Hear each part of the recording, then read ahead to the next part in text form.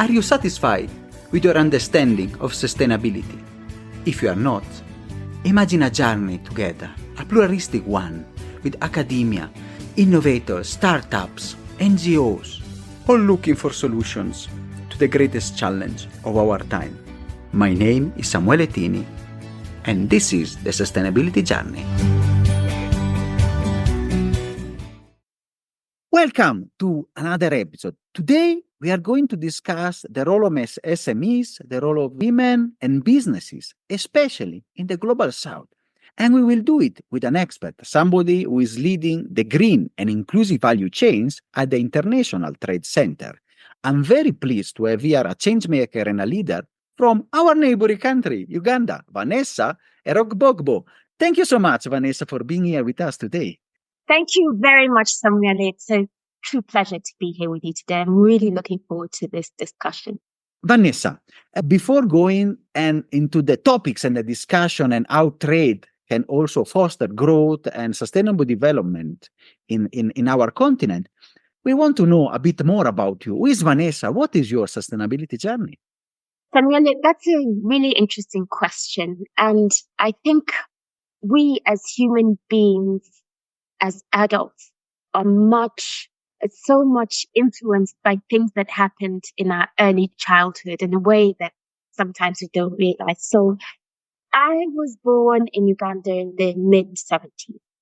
And the first 2 decades of my life, Uganda was a country that was in civil war. But I was really fortunate to escape much of that. I spent my school days away in boarding school, much of it in Kenya, and eventually winding up at a school in Eswatini, used to be called Swaziland, Waterford Kamplaba United World College. And it was at Waterford where there was a confluence of my upbringing. I have very liberal parents who encouraged me to be curious, not to accept the status quo. I asked so many questions, and the school environment on the side of a beautiful hill in nature, in this beautiful small kingdom, environment that nurtured an ethos of openness and respect for nature and diversity. The school was founded in the early 60s, and the then king of Swaziland gave it this name, Kamplaba, and that name Kamplaba that stuck with me all my life. It was really defining for me. Was meant, we are all of one world. Wherever you are in the world, the earth doesn't distinguish who you are. You can live in it, whatever your color, religion, your race, there's no difference in who we are.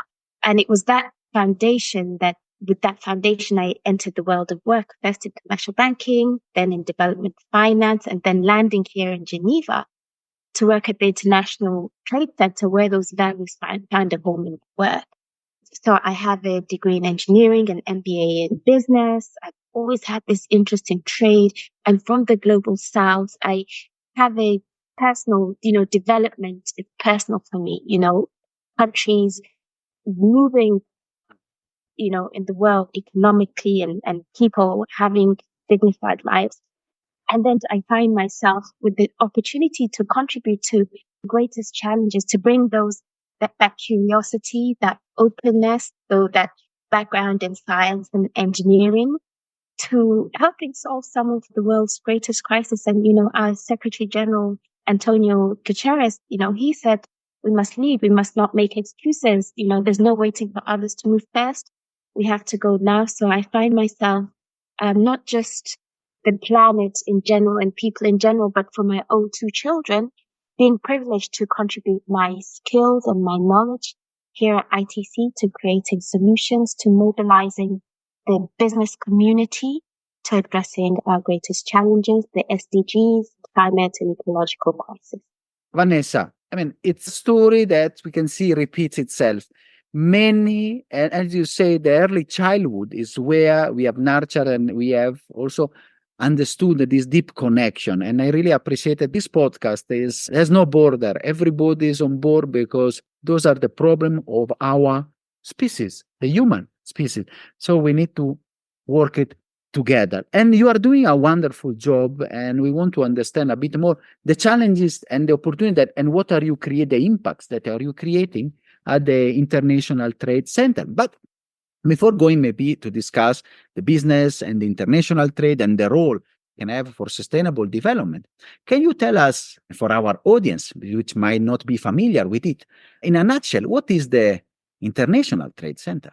Who doesn't know the International Trade Center?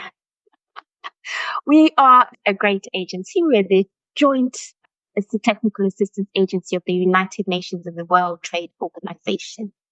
This year is our 60th anniversary year. Actually, yesterday we had a great celebration. We were at the World Trade Organization celebrating and had so many stakeholders, businesses, SMEs, policymakers join us in celebrating 60 years. And, I want to share a little bit, where we came from. In 1964, Brazil, and the Brazilian ambassador spoke very well yesterday. Brazil felt that the gap, which was what the WTO was then, was an agreement, the general agreement on tariffs and trade. At that time, Brazil put forward a motion because they felt that developing countries and the global south were at a disadvantage in this agreement and lacked the necessary information required to participate in international trade. So they proposed the establishment of the International Information Trade Center at that time, and that it would also benefit industrialized countries, because then if we had a center that was providing all this information on trade and supporting countries with export promotion, then that would mean that there wouldn't be this duplication of this type of work by countries individually. So that would save costs. And that's when the International Trade Center was born. It was born with a staff of only 4 employees and an annual budget of $50,000. And today we are over 850 personnel across the world, 95 staff from 95 countries, dedicated to supporting small businesses and developing countries to trade. Our vision is to leverage MSME trade for an inclusive, sustainable, and prosperous economy. Our mission hasn't changed very much, but our work has evolved a lot. The landscape is far more complex. The issues related to participating in international trade are just more. It's no longer just about, traditional concepts of competitiveness. It's not just about quantity and price. It's also about quality. It's about standards. It's about social and environmental factors. Consumers, countries, regulations want to know if you've committed any human rights violations in your production, the work conditions, the sustainability. We have been recognized as playing a significant role in this landscape through our focus on SMEs, because that provides, I would say, one of the biggest upsides for ensuring trade impact. And it's really an important mission, and especially you said a key word, the focus on SMEs. And we know in Africa mainly, and we work also in my daily job to fostering entrepreneurship, youth, and small and medium enterprise. So sometimes there's been a disconnect. So the SMEs and the production, but they are not able to get into the, let's say, the game of international trade. They don't know the rules. So what is the relationship between this international trade and SMEs that sometimes is complex, we have barriers, and which are the challenges and opportunity, especially for SMEs in emerging markets like ours in this scenario? So I go back, it's fascinating.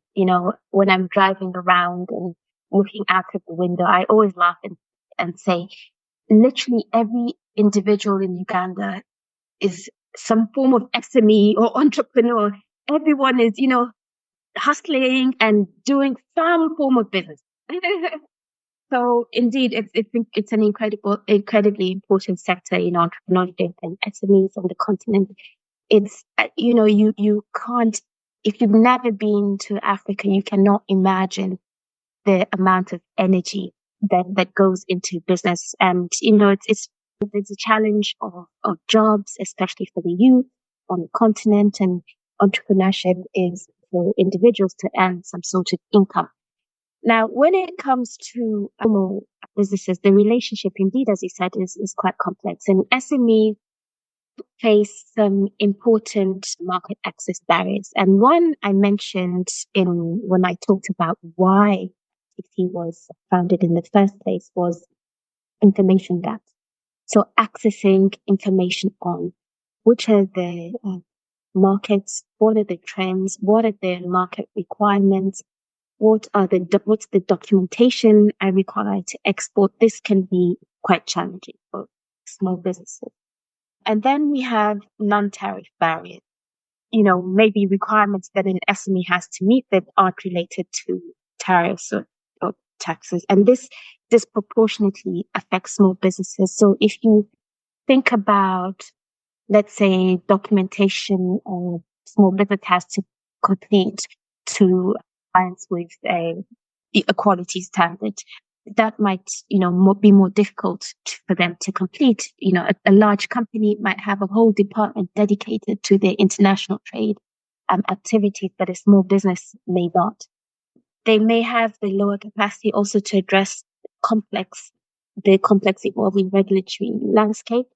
Today, we have a plethora, I will call it a spaghetti bowl of new market requirements related to ranging from more and more on carbon content of your products.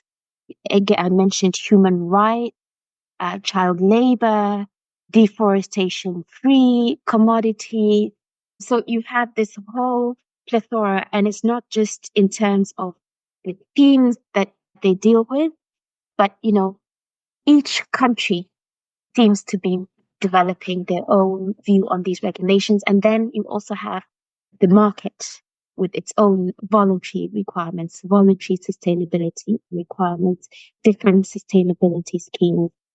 Not just the complexity of compliance, but also the cost of compliance, access to finance and access to trade finance, whether you're a domestic or exporting company.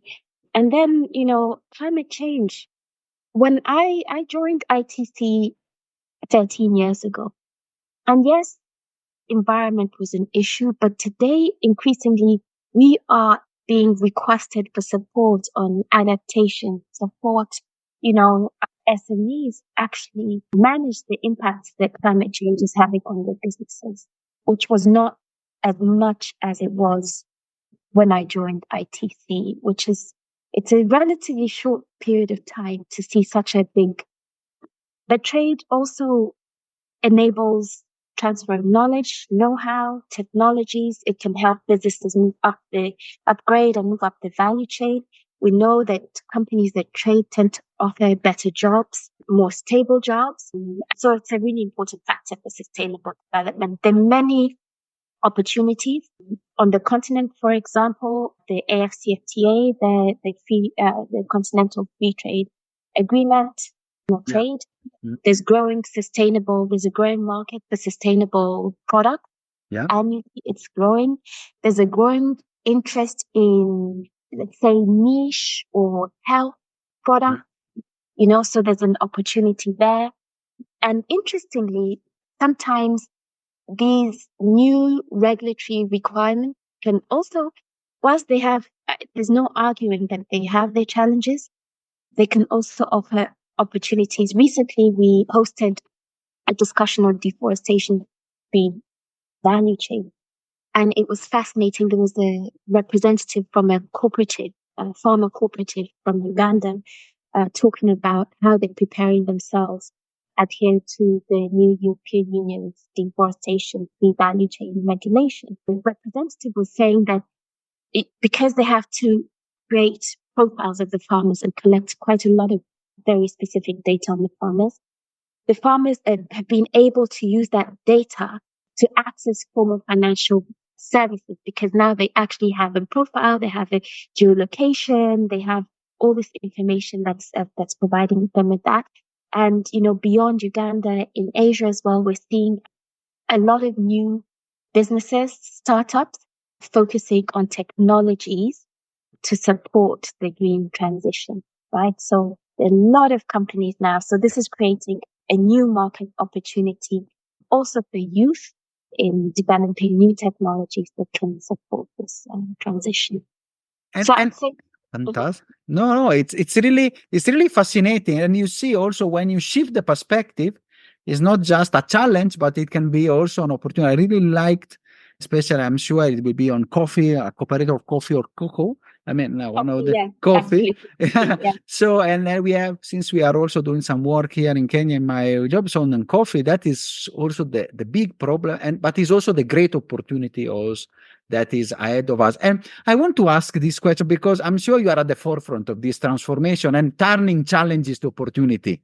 Like, what are the initiatives that at the ITC you are working to foster the participation of SMEs and even to increase, the sustainable value chains? That is your expertise and work. Yes, yes. We do a number of initiatives. We have some core areas of service. So, of course, SME competitiveness and capacity building is one. Then from our genesis, we have a whole area on business trade and market intelligence. Our market intelligence support is actually pretty world known. It's one of the biggest services that ITC provides and is used world over, that shows trade data, trade flows, etc. We work with on the ecosystem, so working with institutions, support strengthening in business support institutions in the entrepreneurial and SME ecosystem, and then of course on the policy environment. But when it comes to sustainability, zoom into that, we have our executive director's big vision when she arrived. She wanted to place a spotlight on 4 core issues, and we call those moonshots in ITC. One is on digital, one is on youth, one is on women, and one is on green trade. And on green trade, the green moonshot focuses in 5 areas. We found, we went to we participated in the climate change conference, which is where, as you know, the commitment and the collaboration to take climate action really takes center stage. And we noticed that small businesses were not part of this story. Sure, there were large businesses there were parties, there was NGOs, but small businesses weren't part of this story. And we made it our job to bring that perspective of small businesses, because we know that if small businesses can be enabled to take climate action, that can make a huge contribution to achieving the climate goals. And we wanted to bring the perspective into that arena so that as negotiators are negotiating and making agreements and, there's discussions on finance, there's that understanding of how small businesses can contribute, where they fit in, where they need support, and so on. So this is one big area, which is really bringing the perspective of small businesses to the global arena. The WTO brings small business perspective into the negotiations on the multilateral trade system and how that's going to work. And then the second area that we focus is on providing data and analysis evidence on SME challenges and opportunities. One of the big pieces, maybe a couple I would mention.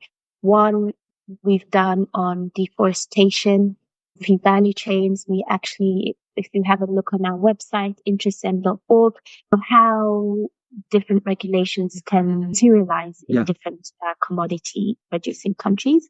And the second is on renewable energies and the opportunity for developing countries to deploy renewable energy systems. This is some of the type of work that we're doing, supporting, developing countries to look at they can use trade policy to enhance, to contribute to this green transition. Of course, climate action focused policies. The fourth area is on capacity building of SMEs, climate competitiveness. We call it climate competitiveness of SMEs. And we look at the risk for businesses, whether that's from the direct impacts of climate change or the impact of changing policies and helping SMEs transition through that, as well as opportunities. And there, as we discussed, in many opportunities. One of the exciting areas of work that we launched at the COP in Dubai was an environmental footprint tracking tool and support, which allows SMEs to really understand the environmental footprint across 8 areas: waste, water, energy, etc., and to start to develop a profile and information system. Because, as you may know, supply chains are increasingly requesting this information. I mentioned earlier that the landscape is becoming much more complex. So this type of support that we give to SMEs allows them to develop their profile, their footprint, understand where their gaps are, and start to improve their environmental performance. I mean, this is just one example. And finally, obviously, access to green finance, working with impact investors. If you allow me, I want to mention something that matters a lot to me and goes back to Please. where thank you. It goes back to where I come from. I don't believe that technocratic or technological solutions can do everything. And we, in our approach, have a deep belief in collaboration, partnership, bottom-up approaches. And this is what we deploy in everything that we try to do.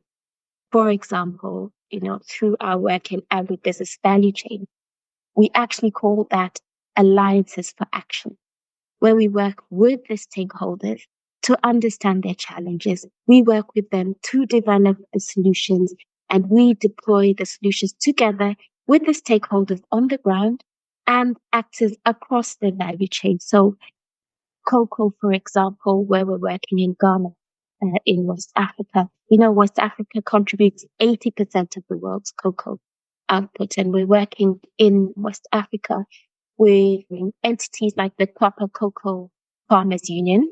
And I mentioned this, I remembered yesterday, we had Solomon from Kwapa Cocoa Farmers Union here with us in Geneva, talking about the work that we're doing together to help them adopt dynamic agroforestry approaches to improve their productivity, increase their incomes in a bottom-up approach, partnering stakeholders like the Co-op supermarket, Chocolate Harbor, to really ensure that, livelihoods are improved, sustainability is improved, and all this through a model where the ownership is with the stakeholders and not with us, ITC. We are just the facility. And I think it's really important to make that.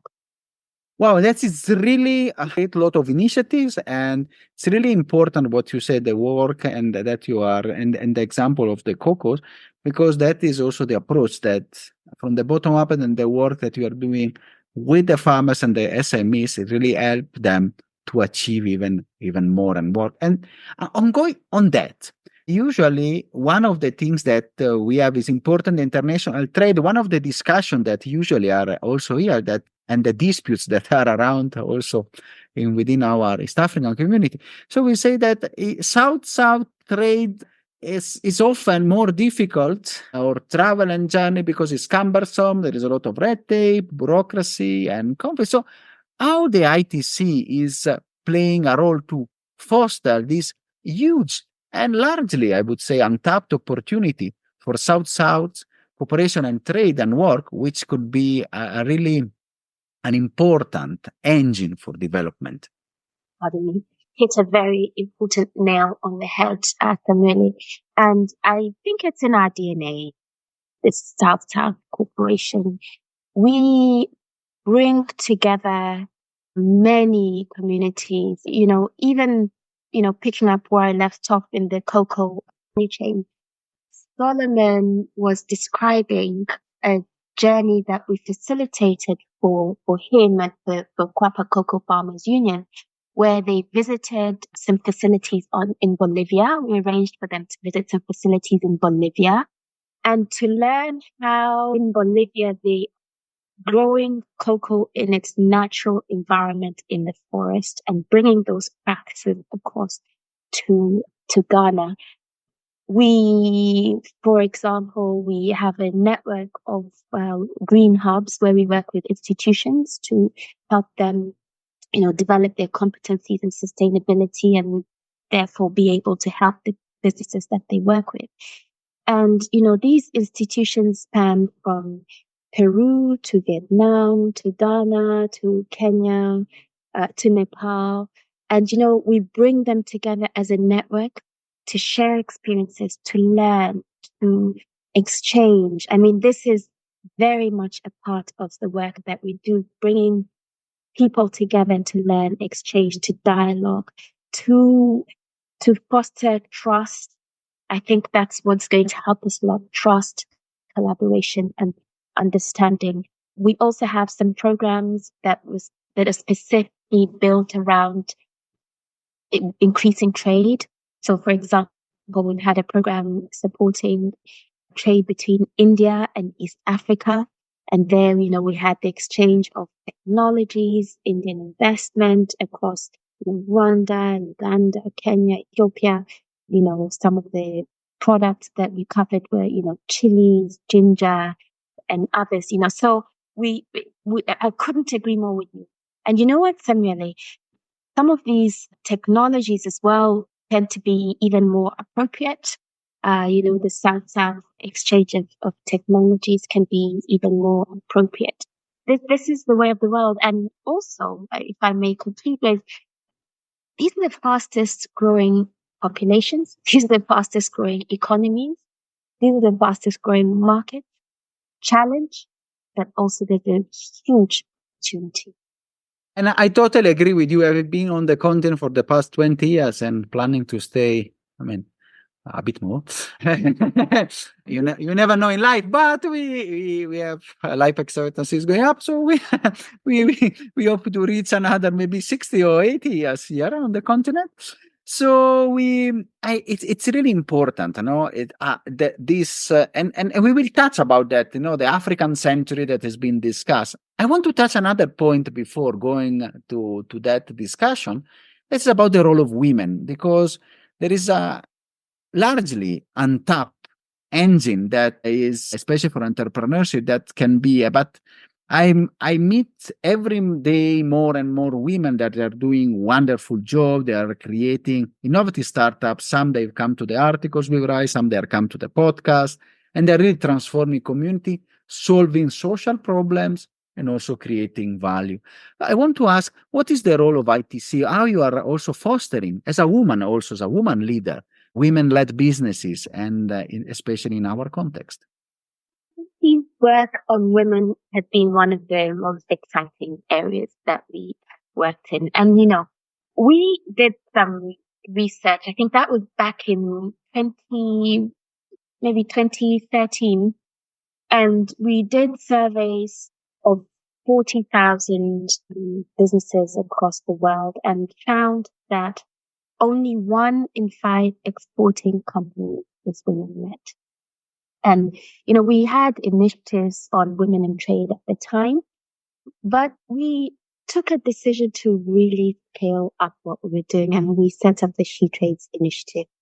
And She Trade, that I'm very proud to have been at the lead of creating the She Trades initiative. And She Trades, with colleagues and then executive director, we set out to connect 1 million women to markets. At that time, that was in 2015. We said we're going to connect 1 million women to markets by 2020. But actually, looking back, yes, we did a lot of great work. We created a movement. We worked with millions of women entrepreneurs. But looking back, I would say the most important thing that we did was a paradigm shift in a way. It was spearheading the Buenos Aires Declaration, which was a declaration that was adopted at the World Trade Ministerial Conference in Buenos Aires back in 2017. And that really brought the issue of women in trade into the center of the multilateral trading system discussion. And subsequently, there was the establishment of an IFUMA working with women in trade. And there's the gender focal point of the World Trade Organization. If you listen to the Director General, Gozi Okonjo-Iweala, I mean, this is, she's really also very supportive of this. And recently, together with my executive director, Pamela Coke Hamilton, she is such a champion as well. We've launched a new fund for women in the digital economy. So just safe to say that this is an area that ITC is really championing, launching the fund jointly with the World Trade Organization. We are also promoting, we're spearheading public procurement and creating opportunity for women through government contracts. We have a network of over 200 partners around the world, including UPS and Maersk and Visa, and MasterCard Foundation, working together to capacitate women entrepreneurs and create new opportunities for them. So, and then of course on policies as well, we have a very strong work stream on policies, and we developed a global methodology and approach for policymakers to look at how the policies are supporting women to trade and to chart out strategies on that to improve it's called She Trades Outlook. So, this is an area that's really a strong area for ITC. So you are doing, it's the 1 million and even more now, the policy, the She Trades, you're really at the forefront of transformation in the continent and I think beyond, in all the global south, to really have women, putting women on the driving seat as well. Absolutely. And, for the first time in the history of the world, we have 3 great women at the helm of the three trade organizations. Pamela Coke Hamilton here at the International Trade Center, and Gozi Okonjo-Iweala at the World Trade Organization, and Rebecca Greenspan at United Nations Trade and Development UNCTAD. So it's an exciting moment. And it's really a moment, as you say, of transformation and work. And it is great to see women leaders. And we'll try to connect even with more of them and discuss also and taking them on the podcast.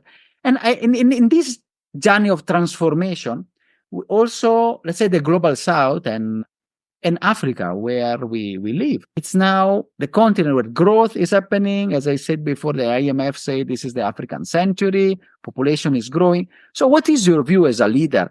How the ITC and especially trade can, and which role also the SMEs and the enterprise they can play in this transformation? How they can serve the needs of a growing and more middle class coming into the market in this area, notwithstanding also the limits of our planet. So how we can have growth on one side, the importance of consuming more and not having, needs that are important to deliver, but also, the sustainability, how the ITC is working on all of those different and difficult, let's just say, problems. I wish I had the silver bullet. Silver bullet. For this very complex challenge. But, Samuela, I'm a perennial optimist. And I would say the way we see it is 2 things. It's not just about growth, but it's about value and adding value and quality. And for us, it's really about helping businesses on the continent transition into value addition. Working with businesses. We have Monica also from Ghana working in cocoa. She has a chocolate factory. So it's about helping her improve her quality, helping her on her packaging, helping her, access finance for expansion. It's about value addition on the continent. It's about, manufacturing. We recently did a big value chain study of the continent to identify the value chains that held the most promise continent, and, pharmaceuticals, auto industry, baby food, was one of the interesting value chains. So it's really looking at where the continent can do more manufacturing value addition. The second is the green transition. There are so many jobs to be created. Kenya, a country whose electricity grid is 90% reliant on renewables. I mean, this, on a global level is impressive. Kenya hosts the continent's largest wind turbine generation facility, Lake Turkana, in Lake Turkana. And when you look into what it took to set that up, the number of jobs that created in the community and, the general upgrading of conditions in the community, there are opportunities out of the green transition. Africa is a continent that has potential for renewables production, and it also has high potential, as a source for many of the critical raw materials required for the green transition. So it's for our leaders and for our policymakers to really think about how we can ensure that the continent is proactive in realizing the benefits of trade in those critical raw materials, and that we avoid a commodities trajectory, right?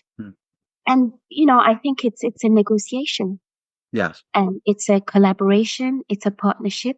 We all need each other.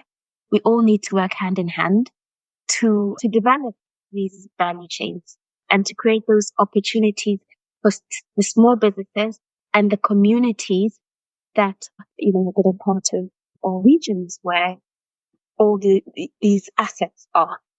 Fantastic. Yeah, I mean, I'd say those would be the two areas of focus: the value addition story and the green transition story.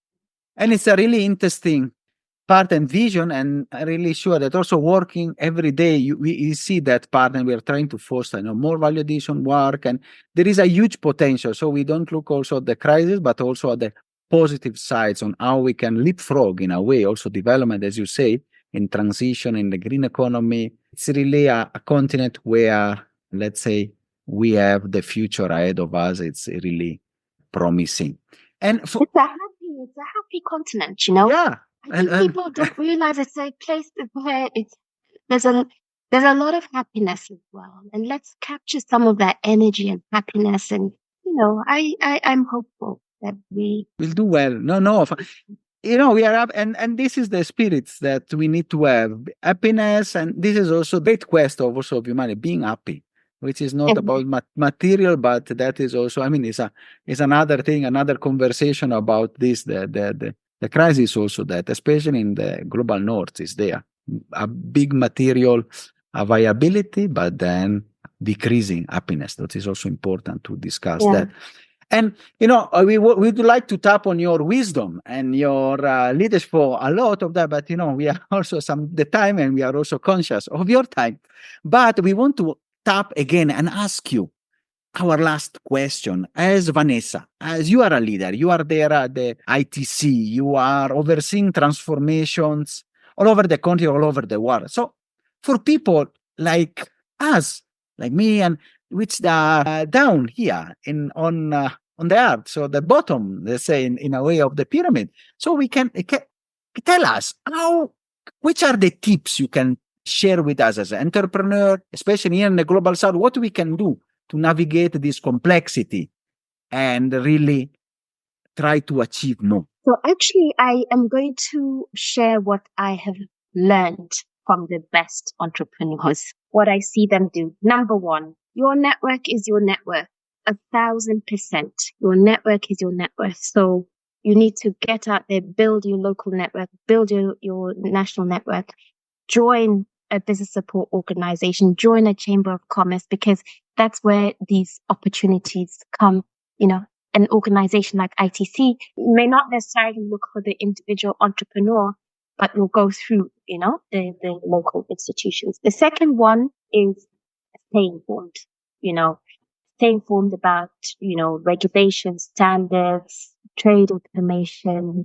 ITC does a great job, but there are others as well that, provide regular information about trade and trade trends.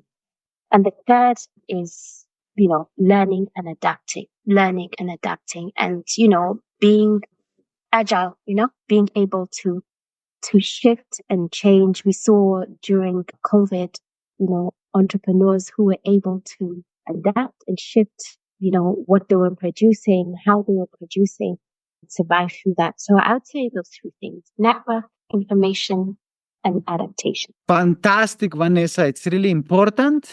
It was really a pleasure and an honor having you here on the podcast. And I'm sure we will even meet more and discuss even more your achievement and the great work you are doing. So thank you so much, Vanessa. Samuel, thank you so much too. The privilege was mine. Are you satisfied after this wonderful episode? Let's continue together our sustainability journey.